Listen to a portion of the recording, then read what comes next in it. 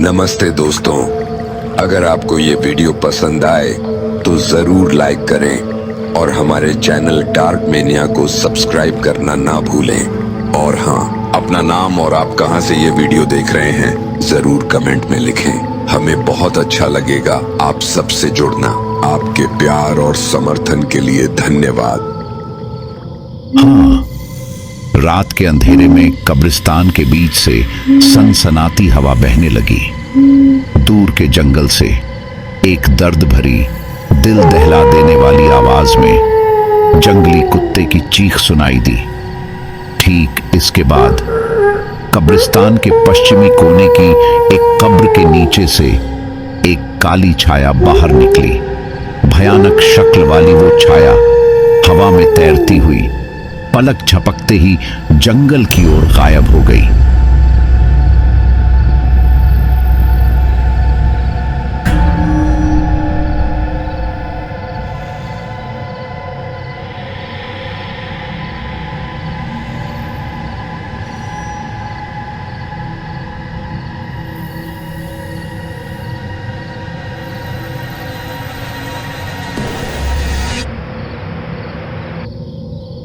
बस आज तुम इतनी देर से क्यों आए? इतना जबरदस्त खबर देने के लिए दिल तो जैसे बेचैन होकर धड़कता जा रहा था। कितने दिन हो गए, कितनी रातें बीत गईं। हम तो छुप छुप कर इस गांव के शिशिर और राजबाड़ी में मिलते रहे हैं। फरहान बाहर के अंधेरे की तरफ एकटक देख रहा था, जैसे किसी गहरी सोच में डूबा हो।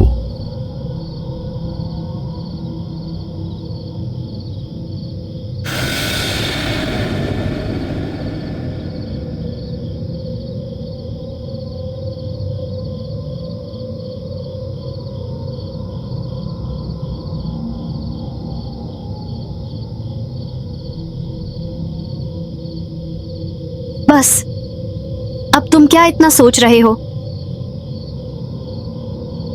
ओह नहीं नहीं, कुछ खास नहीं सोच रहा हूं। आज मुझे तुमसे एक बात कहनी है, लेकिन पहले तुम अपनी बात कहो फिर मैं कहूंगा। लेकिन आज तुम्हें कुछ ज्यादा ही खुश देख रहा हूं। बताओ क्या बात है? फरहान की ये बातें सुनकर अमीना जैसे थोड़ी शर्मा गई। आज सच में बहुत खुशी का दिन है। जब तुम ये खबर सुनोगे बहुत खुश हो जाओगे। उफ, ऐसे अंदाज में मत बोलो यार, साफ साफ बताओ क्या हुआ? मैं तुम्हारे बच्चे की मां बनने जा रही हूं। अमीना की ये बातें सुनते ही फरहान जैसे एकदम चौंक उठा। क्या क्या कह रही हो तुम? मां बनने वाली हो? मतलब? बिल्कुल सही सुना। आज ही डॉक्टर से मिलकर यह खबर मिली है। बच्चे को गिरा दो, पैसों का इंतजाम मैं कर दूंगा। तुम कैसी बेहूदी बातें कर रहे हो? मैं बेहूदी बातें क्यों करूंगा? मैं तो सही कह रहा हूं। अगर गांव वालों को यह खबर लग गई तो मेरे परिवार की कितनी बदनामी होगी, तुम्हें अंदाजा भी है? अमीना को ये फरहान अब बिल्कुल अजनबी लगने लगा था। उसकी आंखों से आंसू थम नहीं रहे थे। जब प्यार कर रहे थे और मेरे शरीर के साथ, तब क्यों नहीं पता था? तुमने ही तो कहा था मुझसे शादी करोगे। अब इनकार क्यों कर रहे हो?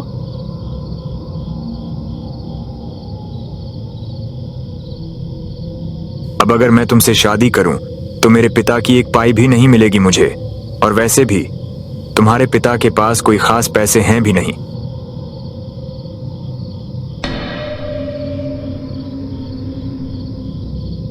अमीना जैसे पत्थर बन गई थी।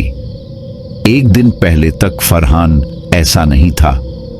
आदमी कैसे गिरगिट की तरह रंग बदल सकता है, यह फरहान को देखकर ही पता चल सकता है।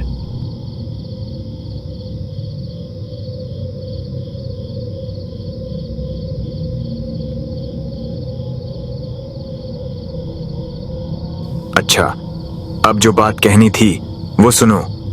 मेरी शादी पक्की हो गई है। चांदपुर गांव के जमींदार की इकलौती बेटी नूर के साथ अगले महीने शादी है, इसलिए अब तुम्हारे साथ मिलना मुमकिन नहीं। अगर किसी ने देख लिया तो बहुत बड़ी मुसीबत हो जाएगी। चलो अब मैं चलता हूं।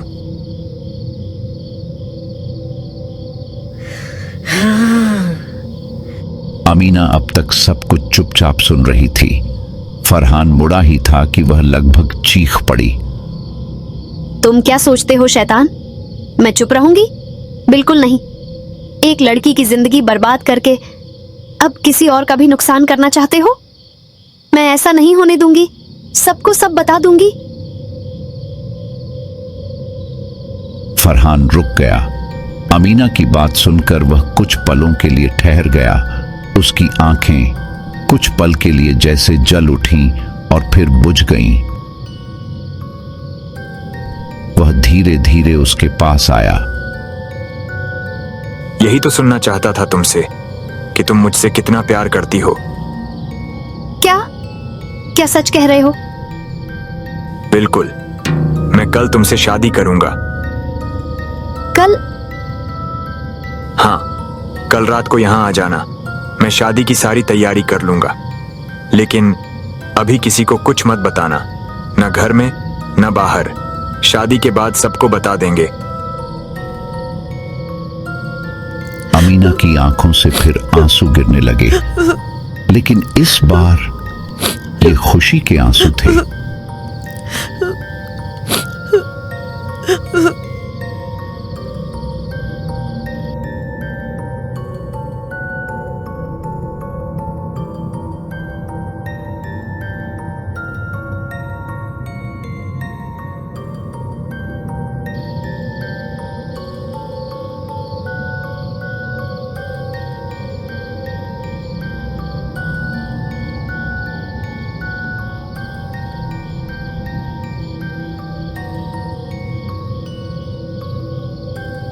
अगली रात अमीना फरहान से शादी कर एक नई जिंदगी शुरू करने की खुशी लेकर उस पुरानी टूटी हुई राजबाड़ी में पहुंची।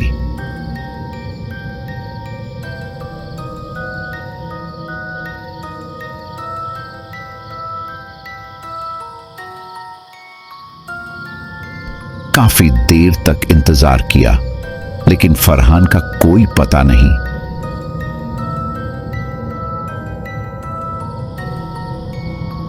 नहीं, बहुत देर हो गई, फरहान तो आया ही नहीं। ये सोच ही रही थी कि फरहान आ पहुंचा।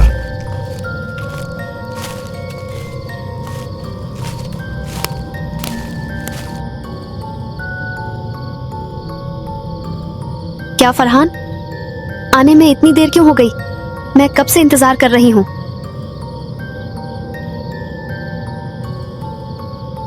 जरूरी काम में फंस गया था। चलो अब तक तुमने शादी या बच्चे की बात किसी को नहीं बताई ना? किसी को नहीं, पर पापा को बताने का मन कर रहा था। लेकिन तुमने मना किया था ना, पहले शादी फिर सबको बताना।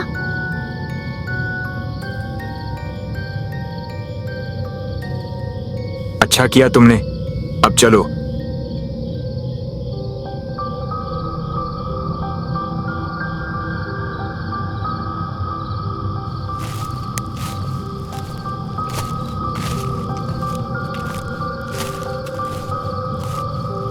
फरहान अमीना को लेकर चल पड़ा। कुछ दूर चलने के बाद अमीना ने देखा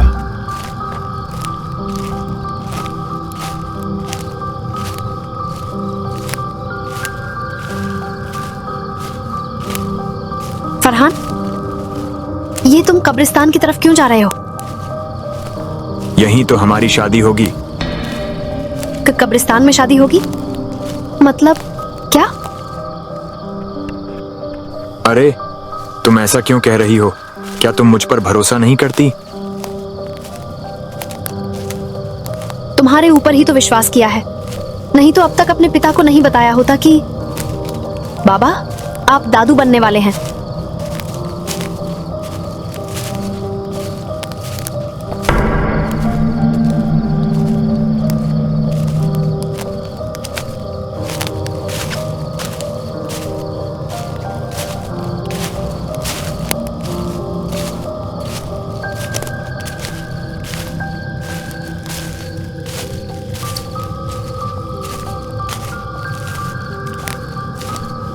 बातों बातों में दोनों कब्रिस्तान के अंदर तक पहुंच गए थे। चारों ओर कतार से सजी थीं पुरानी टूटी हुई कब्रें, जिनके नीचे न जाने कितनी अधूरी कहानियां, कितने अधमरे जिस्म विश्राम कर रहे थे। फरहान, ऐसे अंधेरे में कब्रिस्तान में मुझे बिल्कुल अच्छा नहीं लग रहा। तुम यहाँ शादी करना चाहते हो? मैं समझ नहीं पा रही। क्यों? तुम यहीं रुको, मैं अभी आता हूं। तुम मुझे इस डरावने कब्रिस्तान में अकेला छोड़कर कहां जा रहे हो? जिस आदमी को शादी करवानी थी वो अभी तक नहीं आया। मैं देखने जा रहा हूं। न नहीं, मैं इन मरे हुए लोगों के बीच यहाँ अकेली नहीं रह सकती। मुझे कब्रें देखकर बहुत डर लगता है। सोना, तुम थोड़ा सा इंतजार करो, फिर मैं तुम्हारे सारे डर हमेशा के लिए खत्म कर दूंगा। इतना कहकर फरहान अमीना को एक पुरानी उखड़ी हुई कब्र के पास खड़ा करके अंधेरे में कहीं गायब हो गया। अब इस विशाल और सन्नाटे से भरे कब्रिस्तान में अमीना बिल्कुल अकेली थी।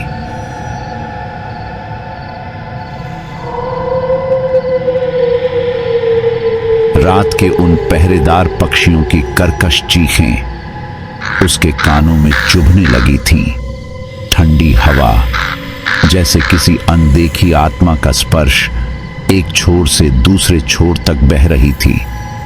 और तभी अमीना की नजर पड़ी जहां वो खड़ी थी, ठीक थोड़ी दूर पर एक कब्र खुदी हुई थी, एकदम ताजा, खुली, जैसे किसी का इंतजार कर रही हो, किसी को उसमें सुलाया जाना हो हमेशा के लिए।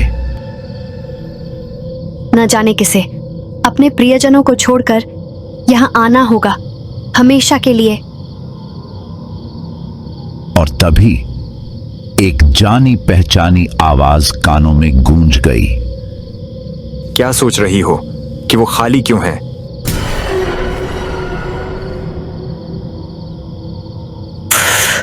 फरहान, तुम वापस आ गए।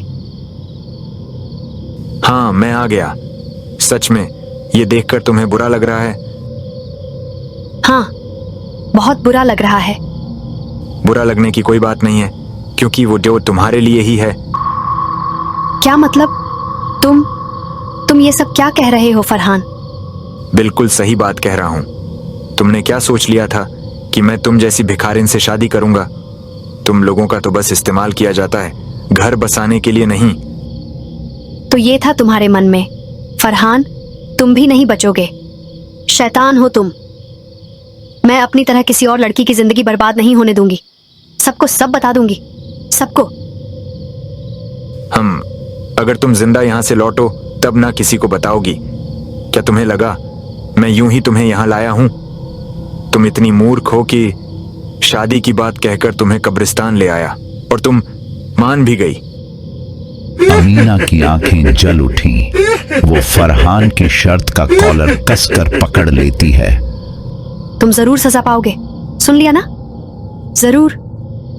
लेकिन फरहान ने गुस्से में उसे इतनी जोर से धक्का दिया कि वो लड़खड़ाकर सीधी जा गिरी उस खाली डरावनी कब्र में। गिरते वक्त उसके सिर में जोर का चोट लगा, फिर भी वो उठने की कोशिश करती है। फरहान, फरहान, ऐसा मत कर।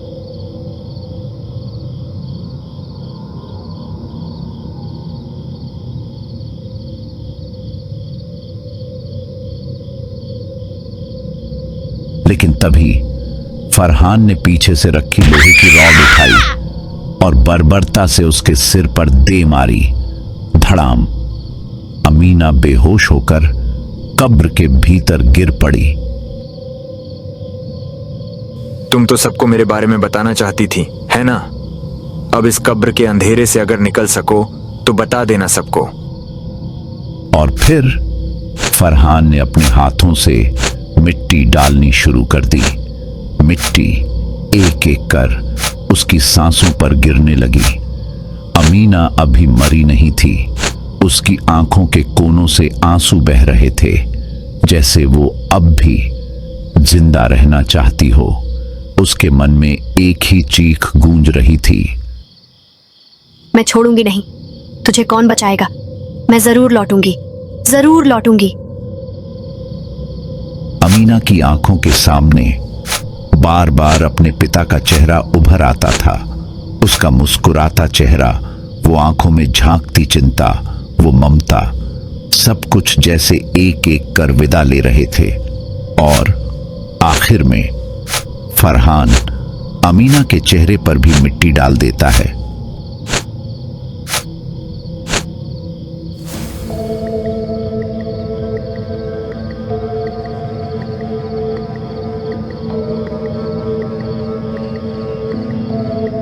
अब ये यहीं सड़ती रहेगी। कब्रिस्तान के अंधेरे में एक जिंदा इंसान को दफना दिया गया। उफ, एक बड़ी मुसीबत से तो छुटकारा मिला, पर इसने मुझे फंसाने की कोशिश की थी। फरहान को फंसाना इतना आसान नहीं है। न जाने कितनी लड़कियों को यूं ही ठुकरा दिया मैंने। तो ये अमीना क्या बिगाड़ लेगी मेरा? काम खत्म कर, जैसे कुछ हुआ ही नहीं वैसा चेहरा बनाकर फरहान कब्रिस्तान से निकलकर घर की ओर चल पड़ता है।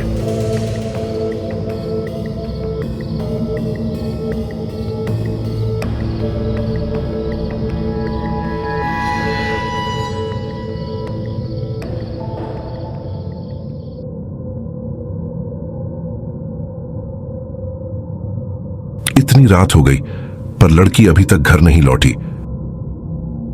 जब घर में लड़की नहीं लौटी, हर जगह पूछताछ की गई, रिश्तेदारों, दोस्तों, मंदिर, स्कूल, पर कोई खबर नहीं।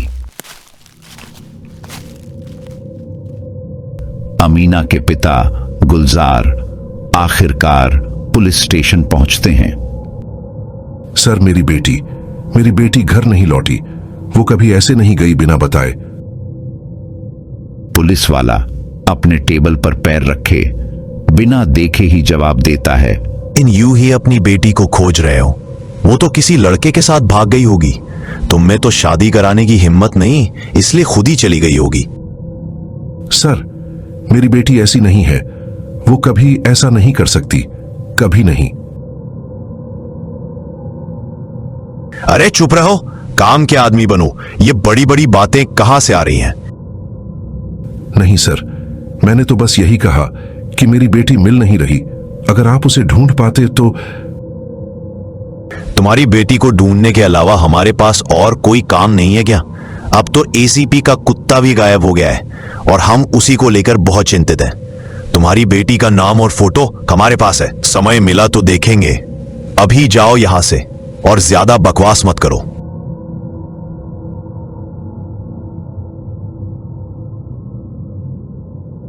उसका दिल कर रहा था अभी वहीं जाकर उस आदमी की जुबान खींचकर नोच ले, लेकिन किसी तरह खुद को संभाल कर वो वहां से निकल आया। घर लौटते ही गुलजार ने अपनी बेटी अमीना की तस्वीर उठाई। उसकी आंखों से आंसू बहने लगे। कहां चली गई तू बेटी? क्या एक बार भी अपने इस बूढ़े बाप का ख्याल नहीं आया तुझे? जो कोई भी कुछ कहे, तू मुझे छोड़कर कहीं जा ही नहीं सकती। नहीं जा सकती। जरूर तेरे साथ कुछ बुरा हुआ है। और तभी घर के कोने में जल रही लालटेन की लौ अचानक कांपती है और बुझ जाती है।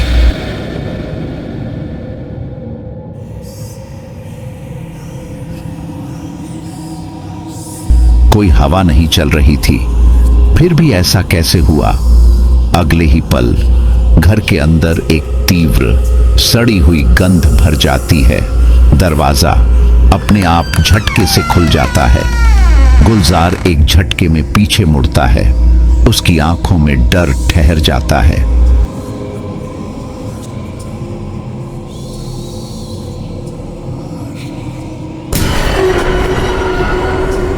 वो देखता है एक काली छाया उसकी ओर बढ़ रही है, धीरे धीरे, नजदीक और नजदीक। कौन है वहां?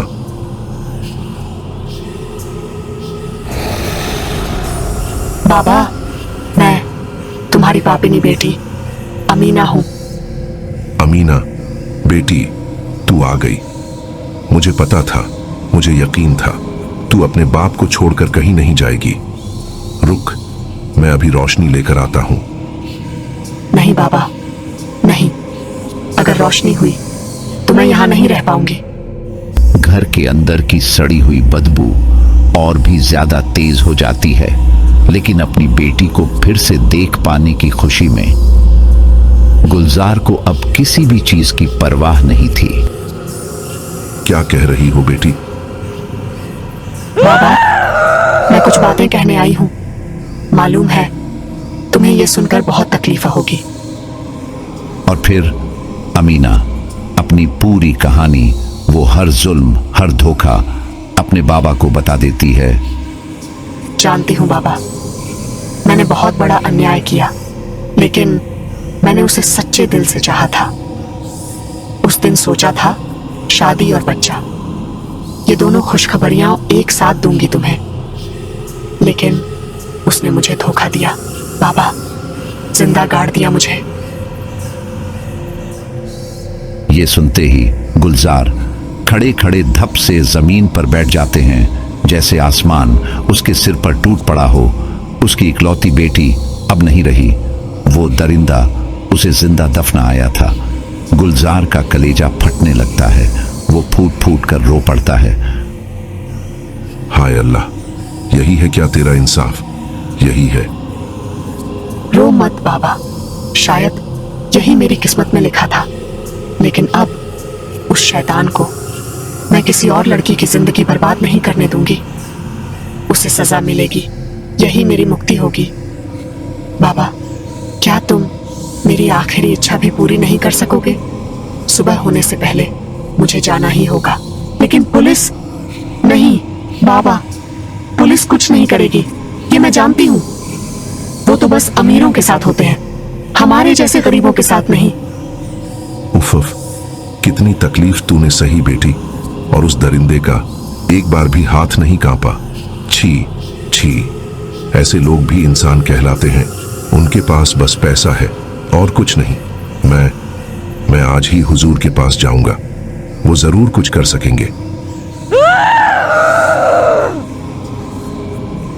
बाबा, अब मैं चलती हूँ।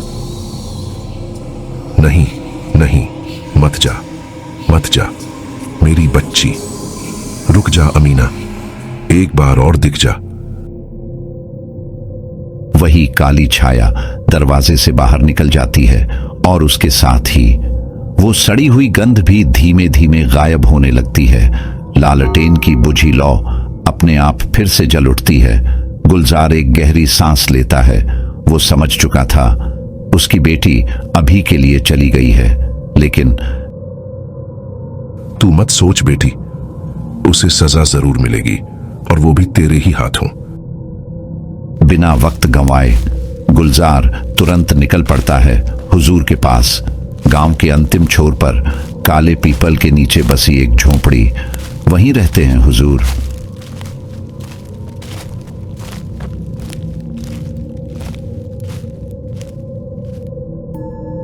अजीब सी खामोशी और मिट्टी में बसी एक रहस्यमयी ठंडक। घर के अंदर जाकर गुलजार देखता है, आधे अंधेरे में हुजूर आंखें बंद किए हुए हैं, किसी अनोखी साधना में लीन। और तभी बिना आंखें खोले ही वो हाथ से इशारा करते हैं। ए जा।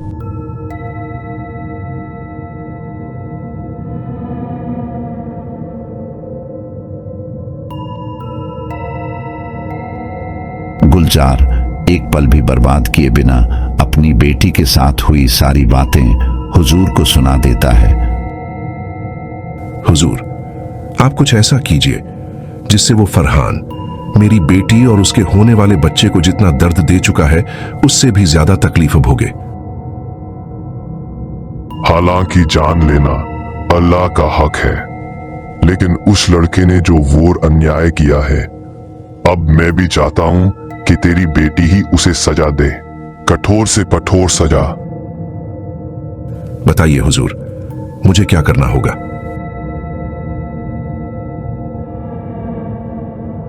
हुजूर गहरी सांस लेते हैं, फिर बोलते हैं, मौत के बाद आत्मा हवा में बदल जाती है। वो सिर्फ किसी को डरा सकती है, लेकिन उससे ज्यादा कुछ नहीं कर सकती। तो फिर कैसे होगा हुजूर? मेरी बेटी फरहान को कैसे सजा दे पाएगी? हुजूर थोड़ी देर आंखें बंद करके कुछ सोचते हैं, फिर एक धीमी गहरी आवाज में कहते हैं, तुम्हारी बेटी का दफनाया गया शरीर उसे कब्र के अंधेरे से बाहर निकालना होगा। आत्मा उसी शरीर में वापस प्रवेश करेगी और तभी वो अपनी अधूरी इच्छा पूरी कर पाएगी। लेकिन उसकी कब्र कहां है, क्या आपको पता है?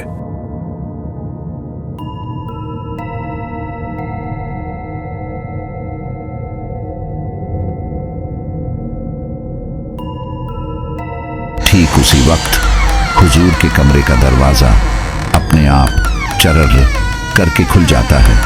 हवा नहीं चल रही थी, फिर भी दरवाजा खुल गया।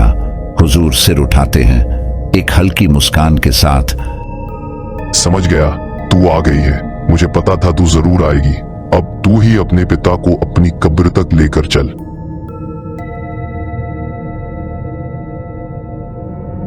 लेकिन वो अंदर क्यों नहीं आ रही?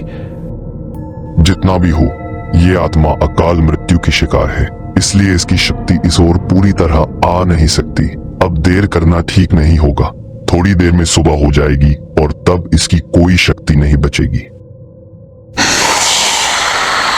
कुछ समय बाद वे पहुंचते हैं उस भयानक ठंडी रात के कब्रिस्तान में, पश्चिम दिशा की ओर, जहां अमीना को दफनाया गया था। उसकी छाया वहीं आकर ठहर जाती है। गुलजार, यही है अमीना की कब्र। देखो कैसे बेतरतीब ढंग से मिट्टी डाली गई है। साफ दिख रहा है सब कुछ हड़बड़ी में किया गया। गुलजार की आंखों से आंसू बहने लगते हैं। उसके हाथ कांप रहे हैं, लेकिन वो रुकता नहीं। कांपते हुए ही वो अपनी बेटी की कब्र खोदना शुरू कर देता है। काफी देर की खुदाई के बाद अमीना का शव बाहर आता है, आंखें खुली हुई, मुंह पूरी तरह से खुला, सिर के एक ओर सूखा हुआ खून, काले कीड़े उसके मुंह से निकलकर कहीं पीछे अंधेरे में गायब हो जाते हैं। मेरी बेटी को तूने इतना कष्ट दिया फरहान, देखना तुझे तो नरक में भी जगह नहीं मिलेगी। खुद को मजबूत रखो बाबा, अगर आप ऐसे टूटेंगे तो मैं भी कमजोर हो जाऊंगी। उसे सजा मिलेगी और वो सजा मैं ही दूंगी। अब मुझे यहां रहना होगा। आत्मा को उसके शरीर में वापस बुलाऊंगा। अमीना, सुबह होने में सिर्फ 1 घंटा बाकी है। इस 1 घंटे के अंदर तुम्हें सब कुछ खत्म करना होगा। अगर सुबह की पहली रोशनी पड़ गई तो नया दिन शुरू हो जाएगा और तुम्हारी मौत को 2 दिन बीत चुके होंगे। उसके बाद अगर आत्मा शरीर में रह गई तो उसे कभी मुक्ति नहीं मिलेगी। हुजूर, मैं कर लूंगी। हुजूर अमीना के शव के सामने बैठते हैं, शुरू करते हैं। कुछ समय बाद वो काली छाया धीरे धीरे उस मृत शरीर में प्रवेश कर जाती है। एक अदृश्य कंपाती जादुई शक्ति के जरिए अमीना का शरीर झटके से हिलता है और फिर जीवित हो उठता है।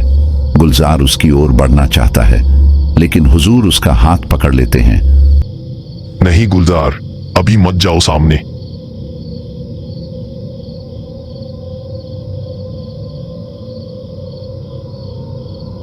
उधर फरहान गहरी नींद में सो रहा था, परम संतोष में। कुछ ही दिनों में अमीर घर की बेटी से शादी, वही मीठे सपने। अचानक फरहान की नींद एक झटके में टूट जाती है। उसे ऐसा लगता है जैसे उसके पलंग के नीचे कोई है और पलंग धीरे धीरे हिल रहा है। कोई चोर घुस आया क्या फिर से?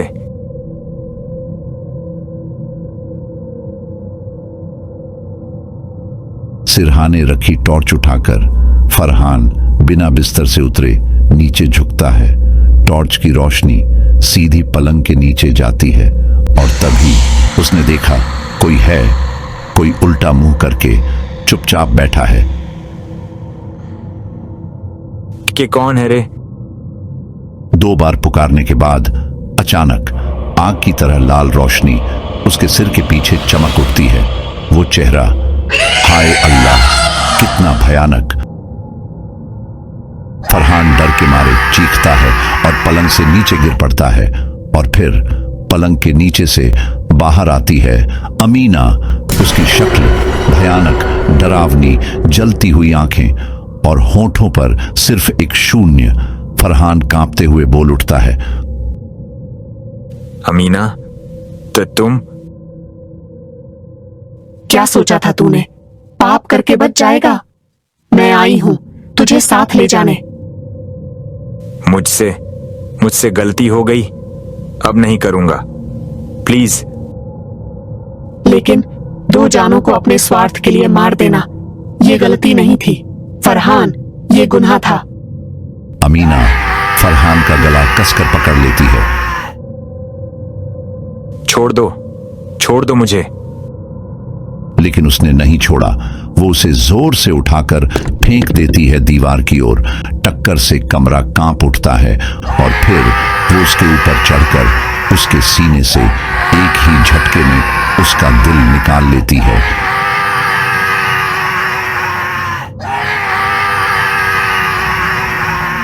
वाह, अब तू भी वही तकलीफ महसूस कर जो मैंने और मेरे बच्चे ने सही थी। धीरे धीरे फरहान का शरीर निर्जीव होकर मृत्यु की गोद में समा जाता है। सुबह होने से कुछ पहले अमीना वापस लौटती है कब्रिस्तान, सिर्फ एक बात कहने, मैं उसे सजा दे पाई। चलो, अपराधी को सजा मिले। अब मुझे अपने लोक में लौटना होगा। हुजूर, मैं अब अपनी माँ और बेटी के पास जाना चाहती हूँ। हुजूर की आंखें भर आती हैं। वो धीमे से बोलते हैं, क्या कह रही हो बेटी? तुम्हारा जीवन अब भी बचा है, तुम्हारी यादों में।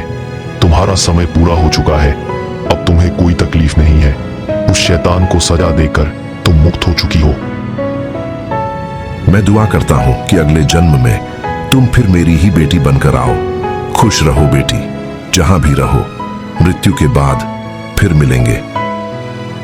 और फिर धीरे धीरे अमीना का शरीर कब्रिस्तान के अंधकार में हमेशा के लिए विलीन हो जाता है।